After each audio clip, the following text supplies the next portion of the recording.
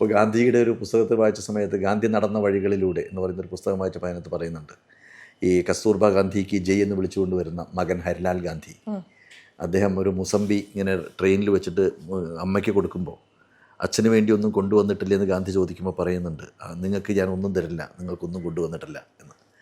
Train നീങ്ങിയ സമയത്തും ഈ ഹരിലാൽ ഗാന്ധി അമ്മയോട് പറയുന്നത് അമ്മ കഴിക്കണം, ആ മനുഷ്യന് കൊടുക്കരുത് കേട്ടോ എന്നാണ് അച്ഛന്. ഗാന്ധി പറയുന്നൊരു ഉത്തരവുണ്ട്, ലോകം തള്ളിപ്പറയട്ടെ, മക്കൾ തള്ളിപ്പറയട്ടെ, പക്ഷേ ഞാൻ ജീവിതത്തിൻ്റെ അവസാനം വരെ സത്യത്തിന് വേണ്ടി നിലകൊള്ളും എന്നുള്ളൊരു വാക്കുണ്ട്. ഇത്രയേ ഉള്ളൂ ഇതിനകത്ത കാര്യം. നമ്മൾ നമ്മുടെ വഴികൾ വളരെ കൃത്യമാണെങ്കിൽ നമ്മൾ ഒന്നിനെയും ഭയപ്പെടാനില്ല, നമ്മൾ നമ്മുടെ വഴികളിലൂടെ യാത്ര ചെയ്യുക എന്നുള്ളതാണ്. മനസ്സിലായില്ലേ? MT പറയുന്നുണ്ട്, സമൂഹത്തിനൊരു വേട്ടക്കാരൻ്റെ മനസ്സാണ്. നല്ല വരിയാണ്. സമൂഹത്തിനൊരു വേട്ടക്കാരൻ്റെ മനസ്സാണ്. ഇര വീഴുമ്പോഴേ അതിന് തൃപ്തിയാവും. ഇരയെ വീഴ്ത്തുന്നത് ഒരാനന്ദം മാത്രമല്ല, ആഘോഷം കൂടിയാണെന്ന് പറയുന്നുണ്ട്. ലോകത്തിൻ്റെ എല്ലാ ഭാഗത്തും എല്ലാ കാലത്തും സമൂഹത്തിൻ്റെ മനഃശാസ്ത്രം എന്ന് പറയുന്നത് എന്തിനോ വേണ്ടി ഓടിക്കൊണ്ടിരിക്കുകയാണ്. ചിലത് തകർക്കാൻ വേണ്ടി ഓടിക്കൊണ്ടിരിക്കുകയാണ്.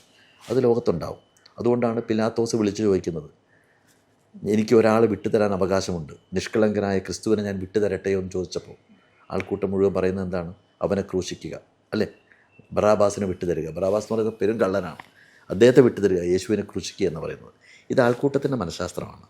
അത് സ്വാഭാവികമായിട്ടും ഇന്നത്തെ കാലത്ത് സോഷ്യൽ മീഡിയ എന്ന് പറയുന്ന ഈ ഒരു മാർഗത്തിലൂടെ ആളുകളെ ഏറ്റുപിടിച്ചുകൊണ്ടിരിക്കുന്ന ഒരു മാലിന്യമാണ്. എന്ത് ചെയ്യാൻ സാധിക്കും? അതങ്ങനെ അതിൻ്റേതായിട്ടുള്ള വഴിക്ക് പോകും.